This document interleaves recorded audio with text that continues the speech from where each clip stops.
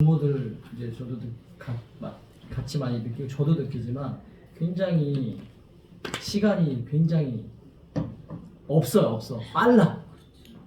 이거 빨리빨리 해야 돼. 근데 이제 애들은 굉장히 시간이 느긋해. 아이들의 시간은 굉장히 늦게 가요. 시간이 왜 이래 안 가요? 애들은 시간이 늦게 가고 부모는 굉장히 시간 빨리. 그러니까 빨리 너 빨리빨리 해야 돼. 빨리빨리 다 해쳐야 된다는 걸 계속 주입시키는 거야. 그러니까 애들이 미쳐버리지. 그런 말들은 더 하기 싫어. 하고 싶다가도 막 공부하려고 하는데 야 빨리빨리 공부해. 막 이거 숙제 다 해야지. 이런 식으로 이게 시간이 되게 빠르고 급한데, 그러니까 그런 사람에게 제일 간편한 거는 빨리빨리 이제 자기 성에 맞게 해주는 거야. 근데 요즘 애들은 그렇게 해서 절대 안 되거든요, 사실. 부모들이 제일 어려운 게 기다리는 거예요, 사실. 제일 쉬운 게 잔소리하는 거야.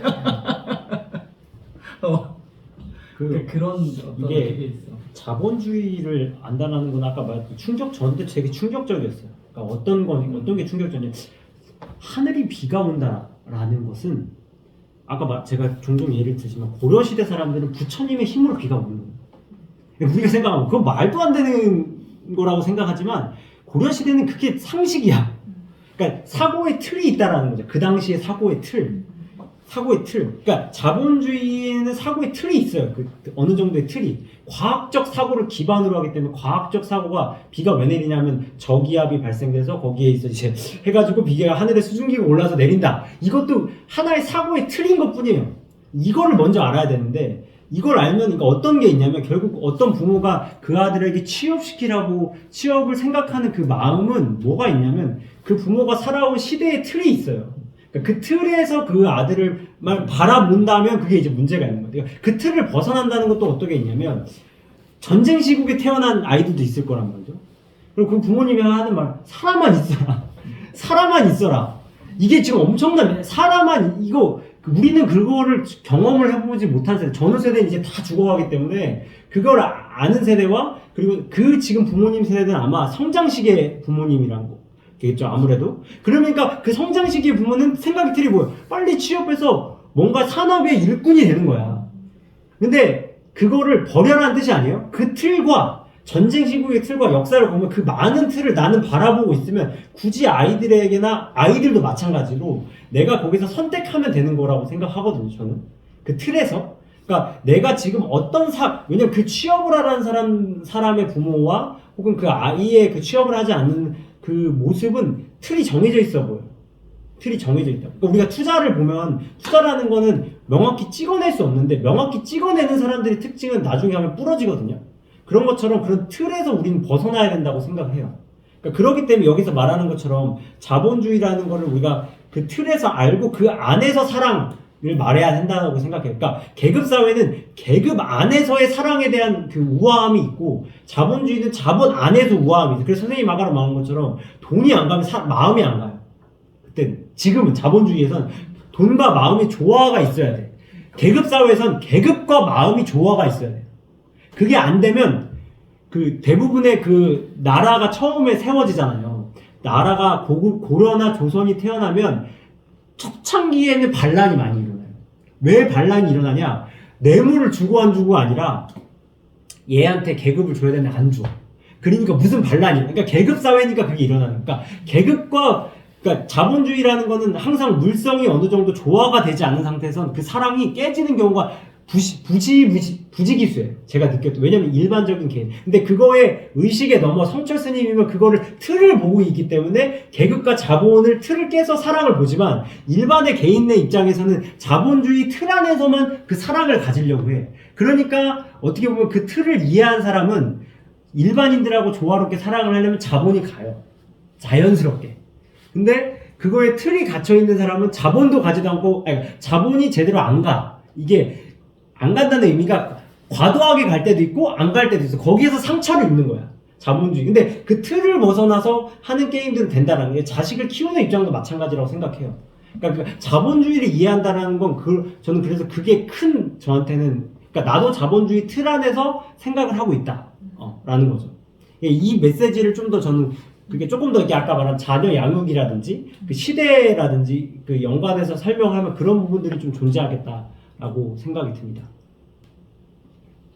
정정환 선생님은 또 어떻게 보세요? 아니, 얘기를 하다 보니까 자녀교육이 얘기가 나왔는데 저는 그거가 다시 언론으로 돌아가서 이제 명사와 동사 얘기했었잖아요.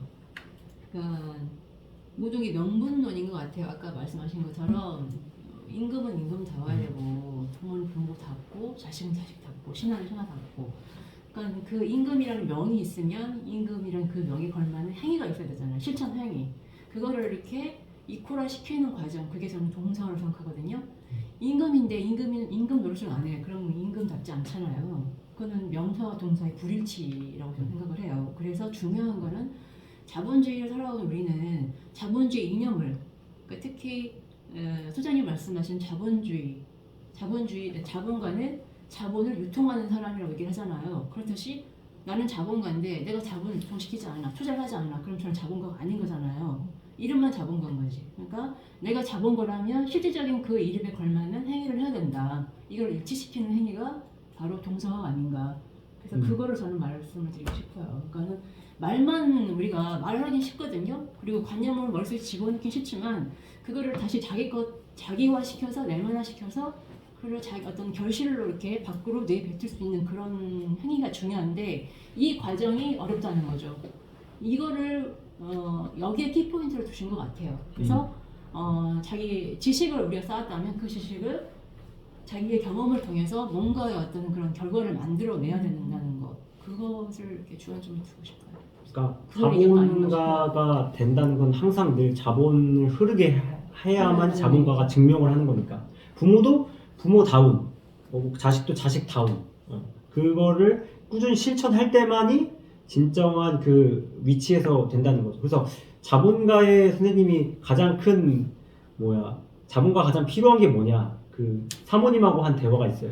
대화를 말씀해 주는데 자본가에게 가장 필요한 건 뭐야? 그러면 제가 옛날에 생각했던 건 자본가는 싸게 사서 비싸게 파는 게 가장 큰 미덕인지 아니냐 그런 생각을 했었어요. 했었어요. 그렇잖아요. 그러니까 투자에서 가장 중요한 게 뭐야? 싸게 사서 비싸게 파는 거 아니야? 라고 하지만 선생님은 뭐라고 했냐면 자본가에게 가장 필요한 거는 부패하지 않는 마음이라는 거예요. 그게 되게 저한테는 아직도 중요한 메시지인데 여기서 타락이라는 게 나와요. 되게 아이러니하게 자본가라는 건 사실 돈을 벌어야 자본가라고 우린 착각을 하는데 그게 아니라 주어진 자본에서 내가 어떻게 부패하지 않느냐. 저는 모르겠어요. 아직 오만할 수도 있지만 저는 워렌 버핏의 돈을 버는 건 가능할 수 있다고 생각해요. 잠깐 질문인데 그 부패한다는 게 무슨 뜻이에요? 그러니까 그 자본을 제대로 올바로 흐르게 하지 않고 그러니까 이거 내가 워렌 버핏의 돈을 벌 자신은 있는데 그 돈 가지고 부패 안 할 자신이 없어요. 그러니까 그게 더 어렵다는 거예요. 나는 내가 벌 자신은 오히려 그러니까 어렵겠지만 워렌 버핏만큼 돈을 벌 자신보다도 그 돈 가지고 내가 부패 안 할 자신이 없다는 거예요. 그러니까 운영상의 문제면 그러니까 그죠. 오히려 내가 이 돈을 벌 수 있는 마음은 그러니까 그 에너지보다도 이거를 내가 가지고 부패하지 않을 에너지가 더 힘들 거라는 거죠. 그러니까 오히려 버는 게 의미가 없다는 거지. 내가 어떤 그 사람을 만날 때도 마찬가지고. 벌어놓고 고민하면 되겠네. 근데 그게 어렵다는 거니까 그게 벌어놓고 고민할 것 같죠. 그 삶은 순간이기 때문에 바로 물어봐요. 벌어놓자마자 물어봐요. 그러면 벌어놓고 고민을 못한 사람 고민을 하면 될 것 같은데 그런 시간이 안 주어진다니까요. 면접장에 갔어. 내가 아무리 준비를 해도 가면 그 질문에 대답 못하자 끝나는 거예요. 고민이 없어. 내가 그 상황에서 그 자리에서 딱 그 사람이 되어야만 되는 거예요. 그러니까 우리가 투자를 할 때 보면은 떨어질 때 사야지 하지만 그때는 안 올 수도 있고 떨어지면 또 달라요 생각이. 그때 가서 고민을 하면은 늦는 경우도 다반사다. 이미 결정이 다 돼 있고 그 순간이 돼야만 되는 거지. 그 당시에도 고민한다? 물론 고민할 수 있어요. 하지만 한다고 하더라도 그거는 그러니까 시험장에서 고민해서 문제를 풀면은 100점 못 맞아요. 딱 고민 없어야 돼. 그냥 딱딱딱딱 찍고 나오고 가끔 실수하는 거, 그러니까 그걸 고민이라고 선생님이 생각하실 수 있다고 저는 느끼는데 그런 고민이지만 진짜 시험장에서 내가 고민하고 문제를 푼다? 그러면 이제 끝난 거예요. 거기서는 이미 시간 조절 끝났고 이미 내가 이 시험에서 남들보다 잘 본다는 생각을 하면 안 돼요. 그냥 내가 출석의 의미, 그 올림픽 정신이죠. 그냥 참석만 한다 이런 의미지 고민을 한다라는 그 개념은 이미 정리가 끝났다고 봐요. 그 전에서. 그게 좀 약간 아까 말한 것처럼 자본가라는 건 결국 타락하지 않아야 된다는 그 메시지는 내가 끊임없이 동사화 시킬 수 있는 과정, 그러니까 지식을 가지고 내가 결과를 만들어내야 된다. 결국 거듭나야 된다는 거죠. 그렇죠. 예. 네. 저는 그런 생각이에요. 타락하지 않는다. 그래 돈의 쓰임을 좀 올바르게 해야 된다. 네, 그렇죠. 예. 근데 그거보다 또 앞서서 자본주의 자꾸 자본주의 이념 얘기하잖아요. 네. 나는 왜 자본주의자가 아니 자본가가 돼야 하는지 이게 먼저가 아닐까요? 그렇죠. 그런 인식에 대해서도 좀 생각을 많이 해봐야 되고 나는 왜 돈을 벌려고 하나? 나는 왜 내가 이 시대에 태어나서 왜 자본가가 되어야 하나? 부터 시작을 해야 된다고 생각하거든요. 그냥 자본주의가 뭐야? 자본가가 되어야 해. 이거가 먼저가 아니라 왜 나는 자본주의가 내가 왜 이 자본주의 시대의 주인인 자본가가 되어야 하는지부터 사역을 해야 된다고 생각을 하거든요. Why? 왜? 그러니까 나의 Why가 있어야 된다고 저는 생각을 해요. 거기서부터 시작을 해야 한다고 저는 생각하거든요. 근데 많은 사람들이 내가 왜 자본가가 되어야 하는지에 대한 질문에서부터 시작되는 게 아니라 시대는 자본주의 시대이기 때문에 나는 자본가가 되어야 해. 나 돈을 벌어야 돼. 여기서 시작하거든요. 그러니까는 그러니까 아까도 그 조급한 마음 얘기했잖아요. 조급한 마음이 바로 거기서 시작되는 거 아닌가 싶어요. 제 생각에는. 자기가 왜 자본가, 그러니까 자기의 정체성에 대해서 명확하게 규정한 다음부터 이게 시작이 돼야지 자기 주체성이 없고 자기 인식이 없다면 이런 출발이 없다면 과정이 이게 올바르게 이게 과정이 진행이 될 먹고 거라는 살기 생각. 위해서 그래야 돼. 그쵸. 그러니까 당연하요. 그러니까 선생님의 답은 그거잖아요. 나는 왜 그다음- 그거잖아요. 그 다음에 이제 또 생각이 넓어지고 또 그 다음에 생각이 넓어지고. 그게 사람마다 다 다른 거죠. 나는 먹고 살아야 되기 때문에 먹고 사는 짐을 해결하기 위해서 나는 자전거가 돼야 돼. 그거가 제일 아니야, 밑바닥이죠. 나는 그것마다 그다음에 나의 또- 어떤 사람마다 그거에 대한 자기만의 출발 다 다를 수 있다는 거죠, 제 말은. 그걸 너무 하나에 한정지어 가지고 볼 필요는 없다는 저는 생각이 하거든요. 그러니까 나는 이제 어른들한테 듣고 큰 저게 말하자면 말이 있을 거 아니에요. 지금 다 돌아가셨지. 뭐 90살 넘고 100살 넘은 어른들한테 듣고 그냥 그런 게 이제 뿌리가 조금 있을 수도 있죠. 그러니까 어떤 그러니까 자본가가 되어야 되라는 아까 말한 것처럼 자본가가 그러니까 내가 자본주의를 살고 있다라고 생각하면 무조건 자본가예요. 그걸 생각을 하잖아 일단. 난 자본주의에 살고 있다라는 것 자체를 하는 순간은 그 사람은 자본가가 될 수밖에 없는 조건에 가는 거라고 저는 생각을 하고 자본주의 살고 있다. 그게 이제 인식된 거죠. 인식되면은 이미 그러니까 자본주의, 자본가, 자본, 투자는 이거는 모두 다 등골이에요. 이거를 사람들은 모르는 건데 이게 다 자본주의라는 사람을 딱 생각을 한다. 이게 다 등골이 되기 때문에 만약에 내가 자본주의를 인식했는데 투자를 안 한다? 그럼 이거는 모르는 거예요. 저는 자본주의 인식한 자체부터가 투자의 시작이고 자본가의 시작이고 자본의 시작이거든요. 모든 거를 자본으로 만드는 거. 그러니까 내가 그 그리스 로마 신화 것처럼 내가 손 만지면 다 금이 되는 신화가 있어요. 그러니까 그런 것처럼 내가 자본가라면 모든 게 자본이 돼야 돼. 이렇게 자본이. 그러니까 그런 무형의 자산도 자본이 만들어가는 과정이기 때문에 근데 만약에 내가 자본주의를 안 살고 있어. 그렇게 생각하면 그렇게 가면 돼. 근데 인간이라는 게 영화를 보고 하는 건 다 주인공이 되고 싶어하는 근본적인 니즈가 있기 때문에 자본주의는 자본가가 주인공이 될 수밖에 없어요. 거기에서 어떤 포션을 차지하느냐. 하다못해 주인공이라는 그 개념도 다르지만 거기에서 분량이 많이 나오는 게 진짜 주인공이냐 아니면 엑스트라 그냥 행인 정도로 나오는 그러니까 영화를 찍는 것 자체가 일단 그거잖아요. 그 안에서 나오는 사람들인 거잖아. 그러니까 그 사람에서 내가 살아간다고 하는 것 자체가 자본가이기 때문에 그거에 그 안에 사이즈를 내가 어느 정도 포션을 가져갈 거냐 삶에서 그거의 싸움인 거고 내가 진짜 주인공 워렌 버핏 같은 주인공이 되고 싶다 하면은 이제 그거에 걸만큼 살아야 되는 거고 근데 나는 아니다. 근데 그걸 자본이 부패했으면 역사가 심판하겠죠 나중에. 그 자본에 대해서 잘못 운영한. 자본도 계급하고 다르진 않아요. 계급사에 태어났어. 그걸 어떻게 잘 운영하느냐거든. 그거를 그 사회에서 내가 양반의 계급을 어떻게 잘 운영해서 그게 역사로 평가받느냐. 세종대왕도 그렇게 평가받았고 이순신 장군도 계급자의 성과를 받은 거예요. 원효도 마찬가지인 거고. 근데 고종황제 같은 경우는 아니잖아. 그러니까 역사적으로 좀 망국군주를 우리가 옹호할 수는 없어요. 망국군주를 어떻게든. 그런 것처럼 그런 어떤 역사적 맥락과 그런 모든 걸 봤을 때 이런 자본주의라는 것의 그 동사화는 끊임없이 내가 지식과 이런 것들이 조화를 이루을 때 가능하다. 그러니까 참 메시지인 것 같아요. 근데 그게 인간관계에서 다 드러나니까 자식이든 뭐든 그 마음을 계속 보는 것이 되게 과제다, 수행이고 그런 생각이 좀 들었습니다. 또 다른 하신 말씀 있으실까요? 그 부패한다는 게 되게 사실은 가슴에 와닿는 얘기잖아요. 우리가 준비되지 않을 때는 아까 면접 볼 때 말씀하셨다시피 대답할 수가 없고 나를 표현할 수 없고 네. 나 자신을 발현시킬 수도 없어요.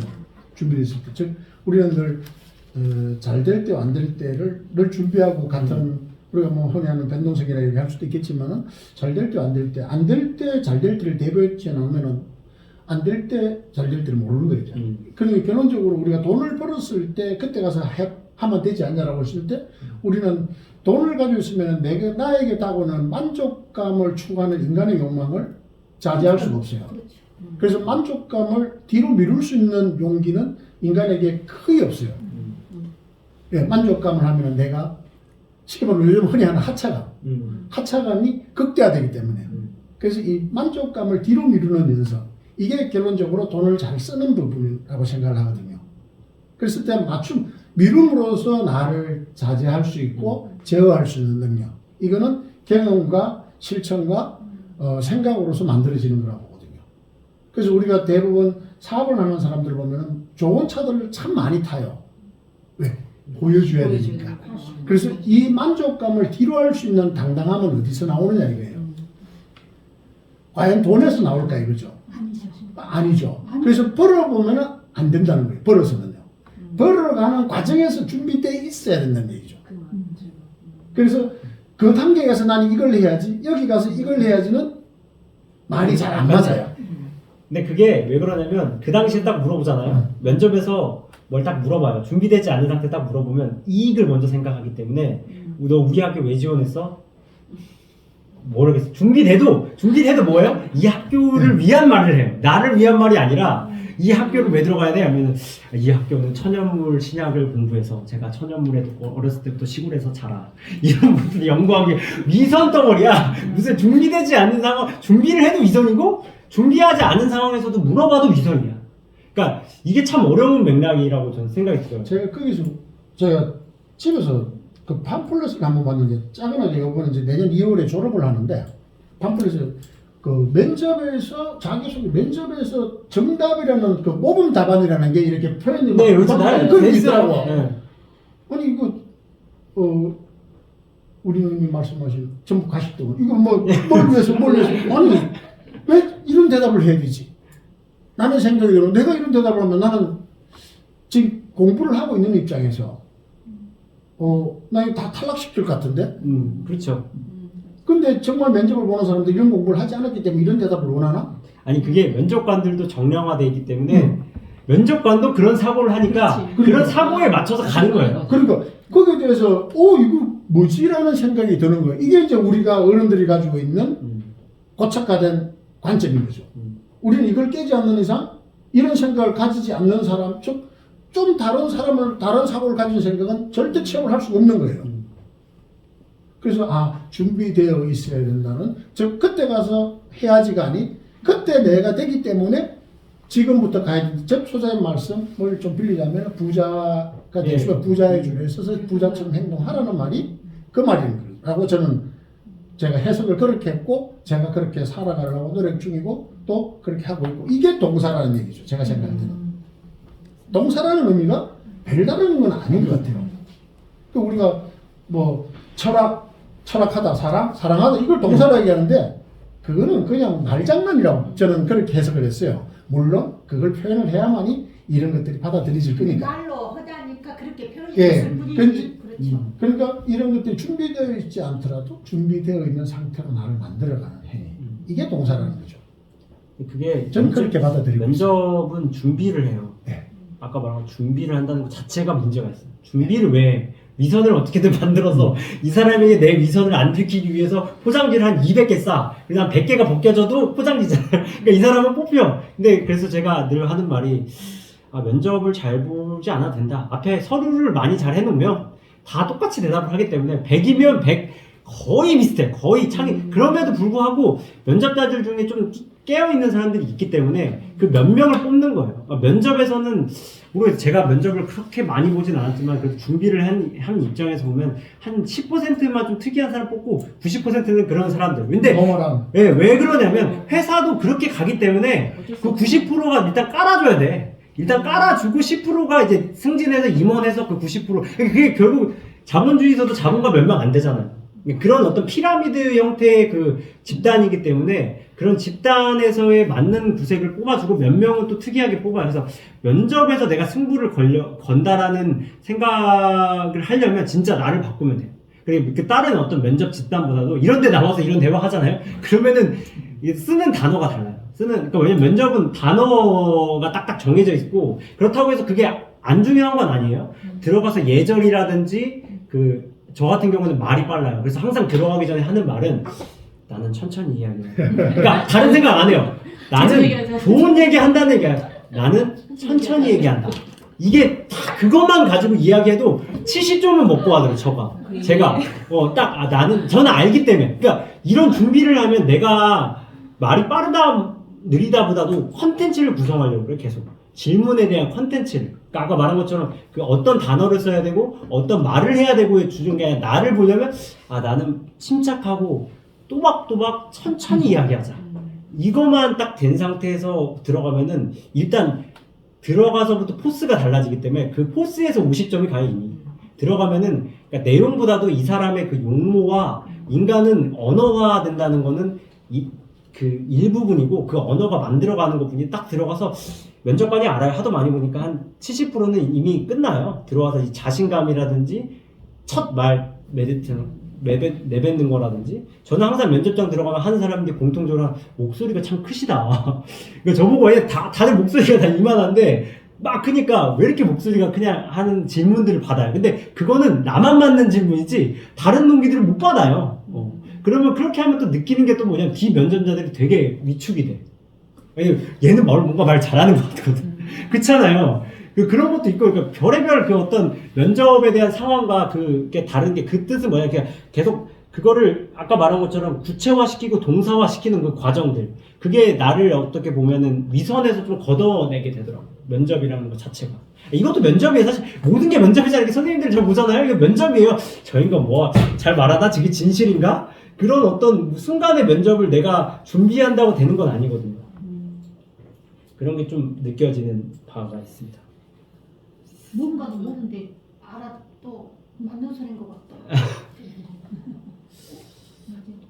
어때요? 네. 저는 결국에 그 사랑이랑 자본주의를 연결하는 그 연결고리가 그냥 둘 다 그냥 관념일 뿐이다. 그렇죠. 그거거든요.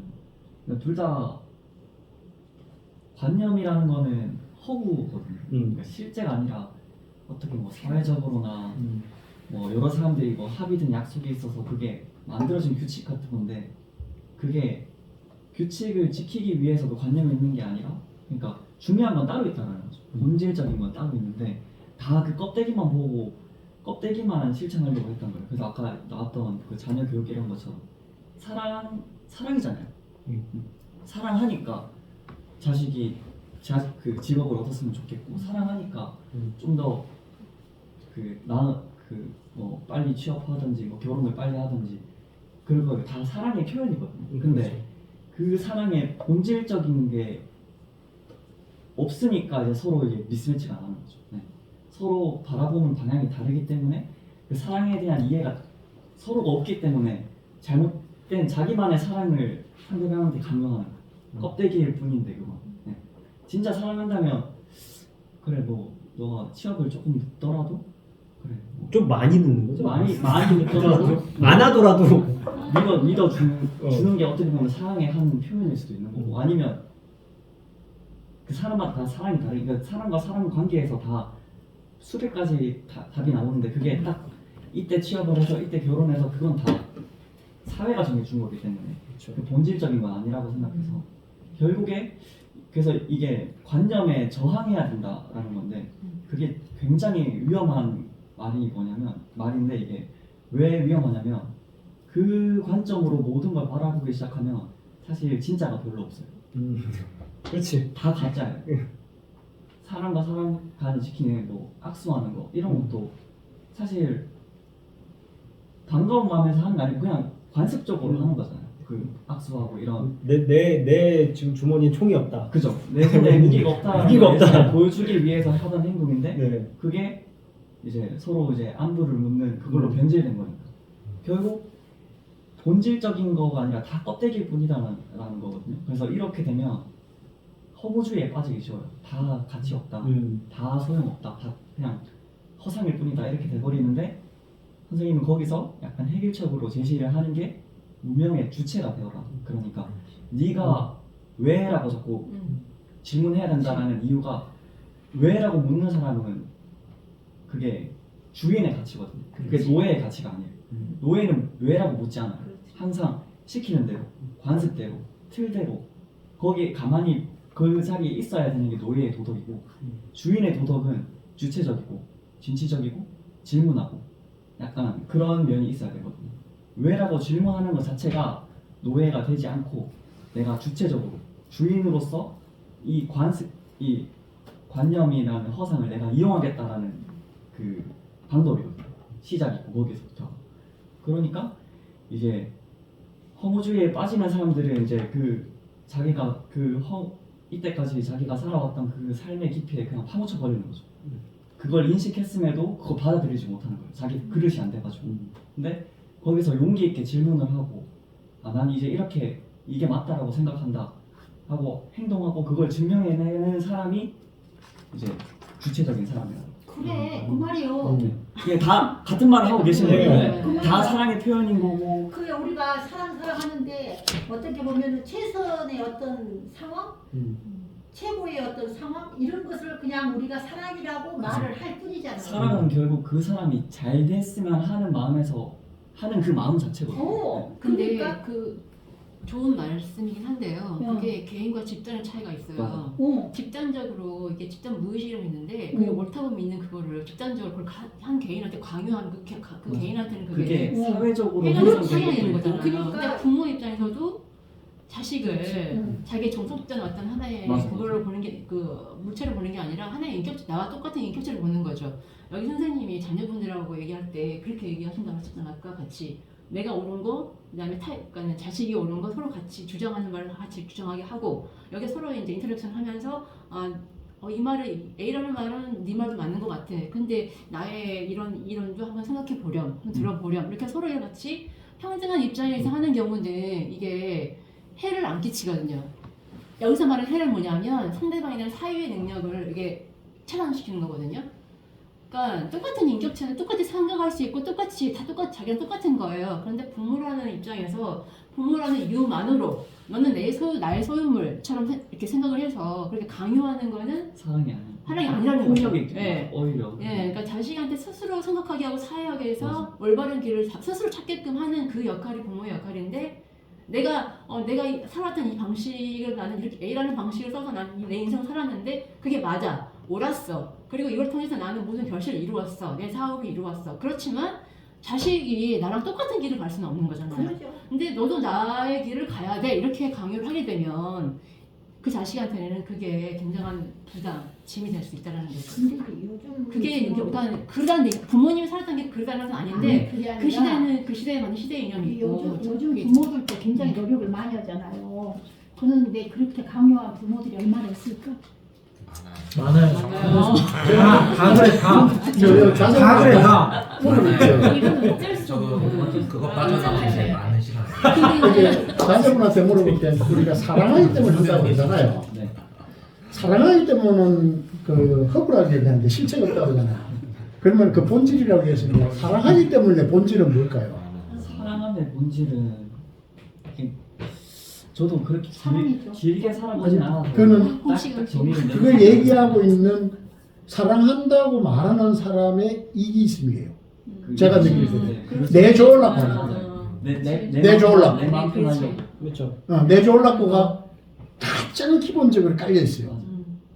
부모가 자식한테 취업해라. 내 좋으려고. 맞아. 내 눈에 삐기 싫거든. 내 마음 편하려고. 내 마음 편하려고. 아. 그래서 저는 가장 중요한 게 사랑한다는 포장을 가지고 내 이기심을 채워가는 과정이에요. 그래서 그걸 무지 지양해야 돼요. 맞아. 음. 그 어려워요.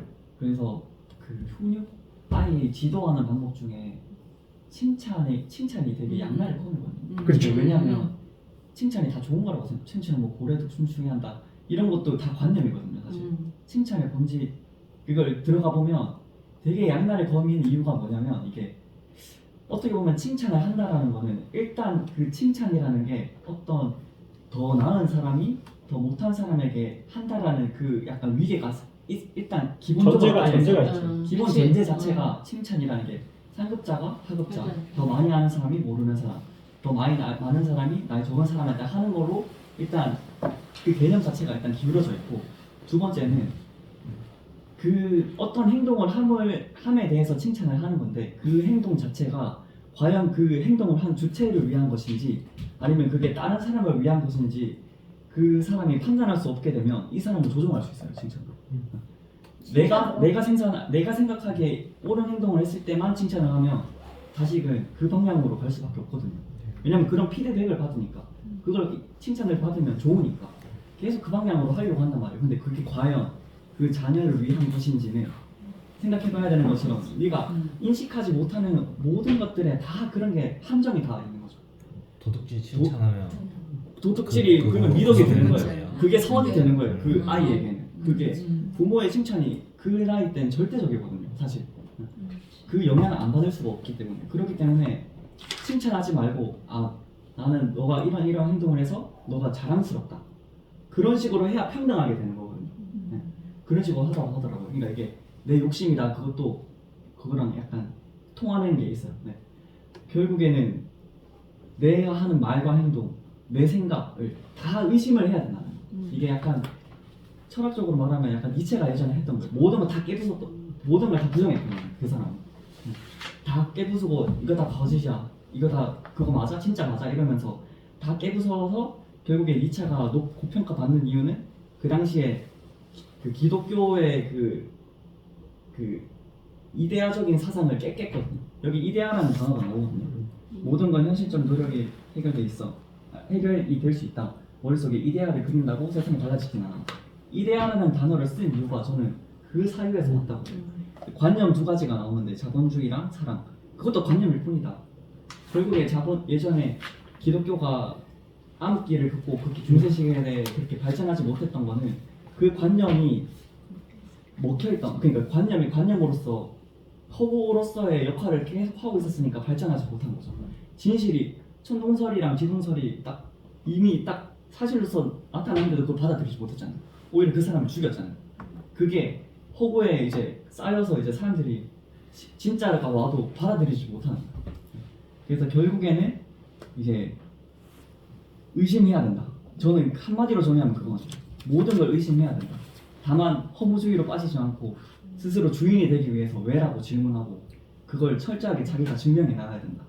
그걸 아마 뭐 제가 유튜브 몇 개 들었는데 그런 말씀도 하셨어요. 그런 의미의 자기가 주체적으로 해서 증명하는 삶을 살아야 된다. 그래야 말에 힘이 실린다.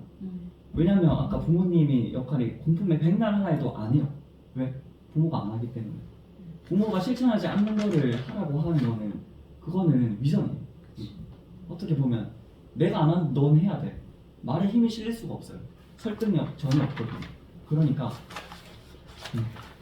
결론은 모든 걸 의심하고 자기한테 현실에서 그게 진짜 맞는지 검토하고 아니면 바꿔야 되는 거 유연하게 해야 된다 라는 게 제 생각입니다.